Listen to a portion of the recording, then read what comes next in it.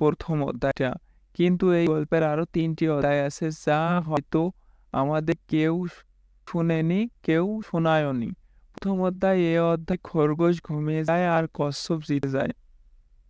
প্রথমবার হেরে যাবার পর খরগোশ বিশ্লেষণ করে দেখল তার পরাজয়ের মূল কারণ অতিরিক্ত আত্মবিশ্বাস। তার মানে অতি আত্মবিশ্বাস যে কারোর জন্যই ক্ষতিকর।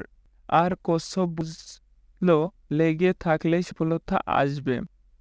দ্বিতীয় অধ্যায়, হেরে যাবার পর এবার খরগোশ আবারও কচ্ছপকে দৌড় প্রতিযোগিতার চ্যালেঞ্জ করল, আর কচ্ছপ রাজি হলো।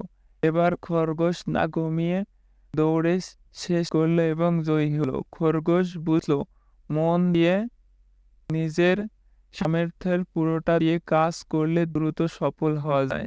আর কচ্ছপ বুঝলো ধীর স্থিরভাবে চলা ভালো, তবে কাজে উপযুক্ত গতি না থাকলে প্রতিযোগিতামূলক পরিবেশে জয়ী হওয়া অসম্ভব।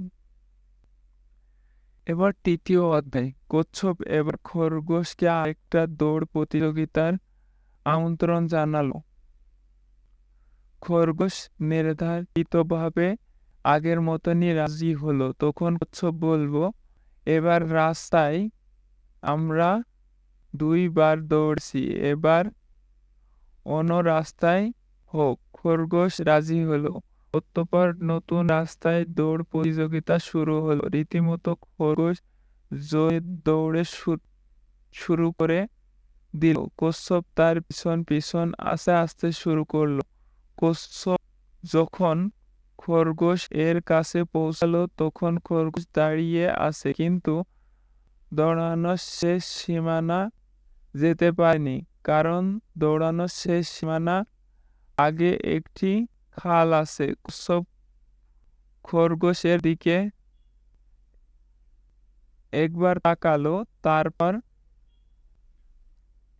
সামনে দিয়ে পানিতে নেমে খাল পার হয়ে শেষ সীমানায় চলে গেল এবং প্রতিযোগিতায় জিতে গেল। খরগোশ বুঝল শুধু নিজের শক্তির উপর নির্ভর করলেই হবে না, পরিস্থিতি আর বাস্তবতা অনুধাবন করা ভীষণ প্রয়োজনীয়।